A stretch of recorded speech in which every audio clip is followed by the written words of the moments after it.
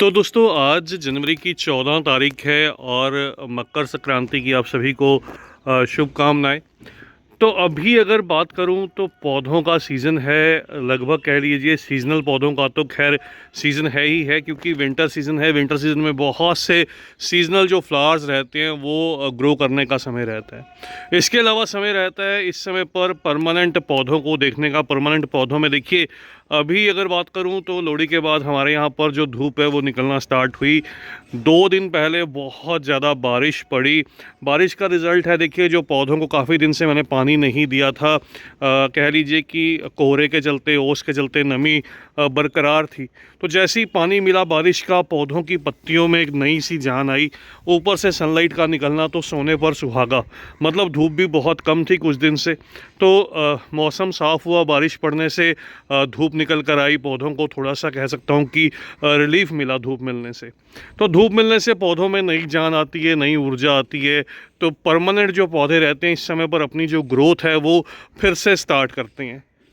तो अभी के समय पर जितनी भी रुकी हुई ग्रोथ थी पौधों में वो फिर से चलने लगेगी। ये देखिएगा, गुलाब के पौधों में काफ़ी सारी कलियां पहले बनी थी वो स्पेंट हो चुकी हैं, और अभी नए नए जो फूल हैं, नई नई कलियां जो हैं वो निकलने लगी। कुछ पौधे पूरी तरह से डोरमेंट थे, जो कह सकता हूँ कि जल्दी डोरमेंसी में आ गए थे, उनकी भी जो ग्रोथ अब बहुत जल्द स्टार्ट हो जाएगी। जैसे ही सनलाइट प्रॉपर मिलेगी पौधों में नई नई पत्तियाँ निकलती हुई दिखाई देंगी। तो जेड के पौधों में तो ऑलरेडी कह सकता हूँ कि नई नई जो लीफ हैं वो निकलना स्टार्ट हो चुकी हैं। जो कैनपी या टॉपियरीज पहले से मैं रेडी कर रहा था, देखिए उनमें कितनी खूबसूरत सी जो शेप है वो निकल कर आई। कुछ लगभग 1-1.25 महीना पहले मैंने ट्रिमिंग की थी, आपके साथ शेयर भी किया था कि पौधों की ट्रिमिंग आप इस समय पर कर सकते हैं। तो ट्रिमिंग के बाद का रिज़ल्ट है, देखिए सभी जगह नया नया फुटाव दिखाई देगा। पौधे शेप में जो है वो वापस आने लगे, बहुत अच्छी जो ग्रोथ है वो करने लगे। तो अभी के मौसम में क्या किया जाए? नंबर 1 काम है, देखिए अगर आपके वहाँ पर भी अच्छी धूप निकलने लगी, आप पौधों को सबसे पहली चीज़, जितने भी परमानेंट पौधे हैं उनकी गुड़ाई कर लीजिए। ये देखिएगा, एक ये मेरा एलिफेंट ट्री इसको बोल देते हैं, ओपर कर्कुलेरिया डेकेरी का ये पौधा रहता है। तो ये वो प्लांट है, बहुत खूबसूरत सा बोनसाई बनता है इसका। देखिए इस तरह से तना जो है वो नीचे से थोड़ा पतला और ऊपर से मोटा, इस तरह से शेप जो है वो डेवलप करता है। एक तरह से सक्कुलेंट कैटेगरी का ये प्लांट रहता है। तो सक्कुलेंट का वैसे तो देखिए ग्रोइंग सीजन रहता है ये वाला, लेकिन अक्सर क्या है, ऐसे जो सक्कुलेंट रहते हैं इस मौसम में एक तो पत्तियाँ अपनी रेडिश कलर में टर्न करते हैं जब सर्दी का मौसम रहता है। बहुत से आप सक्कुलेंट में नोटिस भी करते हैं कि पत्तियाँ लाल लाल सी हो जाती हैं। दूसरा, इस समय पर सक्कुलेंट के अंदर क्या रहता है, कुछ सक्कुलेंट जो है वो ग्रोथ करते हैं, कुछ सक्कुलेंट डोरमेंट हो जाते हैं। दोनों तरह से अलग अलग कैटेगरी रहती है। लेकिन इस बार क्या हुआ, इस पौधे में बहुत ज़्यादा डोरमेंसी नहीं आई, लेकिन सर्दी के मौसम में अक्सर थोड़ा सा ये डोरमेंट हो जाता था। अभी इस बार जो धूप है वो टाइम से निकलना स्टार्ट होने लगी है, तो ठंड भी बहुत ज़्यादा नहीं पड़ी। इस वजह से इसमें नई नई जो ग्रोथ है वो दिखाई देगी। तो बहुत जल्द आप क्या काम कर सकते हैं, पहला काम पौधों की रिपोर्टिंग कर सकते हैं। इस मौसम में रिपोर्टिंग करना सही रहता है। आपको अगर पौधे अपने रूट बाउंड दिखाई दें, आप पौधों की रिपोर्टिंग कीजिए। पौधों को नई खाद दीजिए। नई खाद देने से क्या रहेगा, फरवरी और मार्च का जो मौसम आएगा वो परमानेंट पौधों के लिए हैवी फ्लावरिंग का सीज़न आएगा। इस समय पर जितने भी आपके परमानेंट पौधे रहते हैं उन सभी में नई जान आएगी। तो जितने भी परमानेंट पौधे हैं दोस्तों, पहली चीज़ उनको आप रिपोर्ट कीजिए। अगर पौधे पूरी तरह से रूट बाउंड हैं, अगर पौधे देखिए रूट बाउंड नहीं हैं, तो पौधों में क्या है, अच्छे से गुड़ाई कीजिए। जैसे ये मेरे गुलाब के पौधे हैं या दूसरे कोई भी पौधे हैं, इनमें अच्छी फ्लावरिंग चल रही है और बहुत सारी नई नई जो शूट्स हैं, नई नई लीव्स हैं वो निकलती हुई दिखाई देंगी। जितनी भी इन्फेक्टेड लीव्स थी वो बारिश की वजह से अपने आप से गिर गई। तो इनकी भी क्या है, थोड़ी थोड़ी सी आप पिंचिंग कर सकते हैं। कुछ एक कमेंट्स भी आए थे कि आप पिंचिंग या कटिंग कर सकते हैं। देखिए इस समय पर आप पिंचिंग कीजिए, बिल्कुल लाइट ट्रिमिंग आप कर सकते हैं गुलाब के पौधों में, जिससे क्या है कि जो मार्च के महीने तक ये पौधे अच्छे से फूल देते रहेंगे। तो जो भी बारिश की वजह से देखिए जो फ्लावर्स हैं वो स्पेंट हो चुके हैं, उनको भी रिमूव कर दिया जाएगा, वो भी निकाल दूंगा। जो कोहरे से ख़राब हुए, बारिश से ख़राब हुए, लाइट पिंचिंग या लाइट ट्रिमिंग आप कीजिए तो पौधों में नई जान आएगी। तो ये देखिए, मैंने जितनी भी कलियाँ स्पेंट हो चुकी थी सारी की सारी मैंने हटा दी। कलियाँ हटाना बहुत ज़रूरी रहती है। कलियाँ हटाने से पौधे की जो एनर्जी है वो वेस्ट नहीं होती। तो अभी फटाफट से इन पौधों में जैसे ही धूप मिलेगी, देखिए नई नई ग्रोथ दिखाई देगी, बहुत हेल्दी सी लाल लाल सी पत्तियाँ निकल कर आएंगी। तो मैं कह रहा था, देखिए जिन पौधों को खाद की ज़रूरत है, जिनको तो आप रिपोर्ट कर देंगे, उनको तो नेचुरली आप रिपोर्टिंग के समय एक हिस्सा जो खाद का है वो मिट्टी के अंदर मिलाकर वो इनको फीड करेंगे। लगभग गोबर खाद या वर्मी कंपोस्ट जो भी आपके पास रहे, आप उसको फीडिंग करेंगे लगभग तीसरा हिस्सा। और जिनको आप कह सकता हूँ रिपोर्टिंग की ज़रूरत नहीं है, उन पौधों क्या उनको आप नॉर्मली वैसे ही जो खाद है वो अच्छे से फीड करेंगे। ये देखिएगा अमरूद के पौधे में भी, ये देखिए अभी जो रिज़ल्ट है वो मिलने लगा। तो ये देखिए यहाँ पर भी आपको दिखाता हूँ, यहाँ पर भी जो ग्रोथ है आपको दिखाई देगी बहुत अच्छी सी।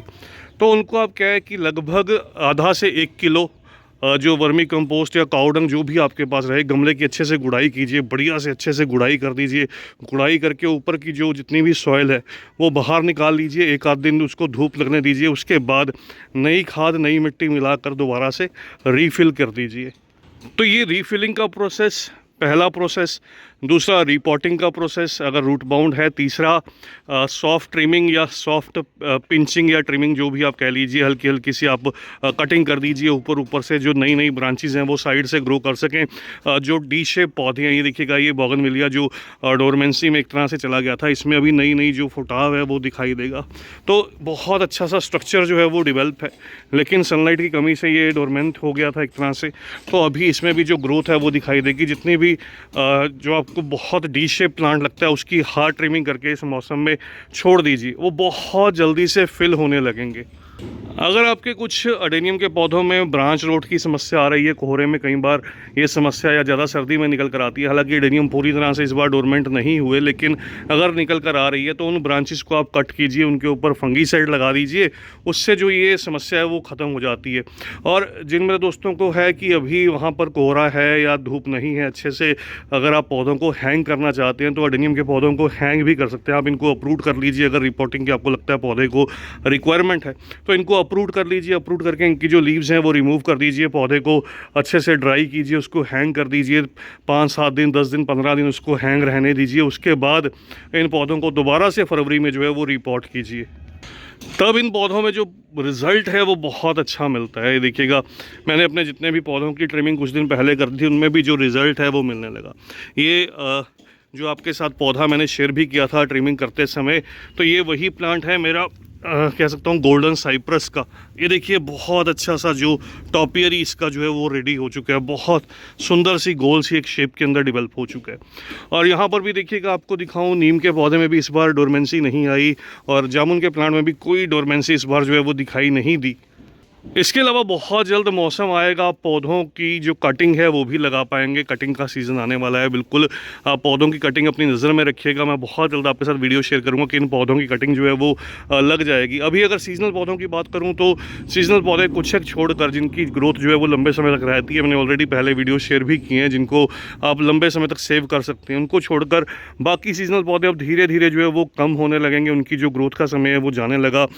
फरवरी मार्च के मौसम में लगभग जब गर्मी बढ़ने लगेगी तो उनकी जो ग्रोथ है वो थम जाएगी और पौधे मरने लगेंगे। तो उन चीज़ों को आप छोड़ सकते हैं, उनको अवॉइड कर सकते हैं। अभी परमानेंट पौधों पर जो है वो ध्यान कर सकते हैं।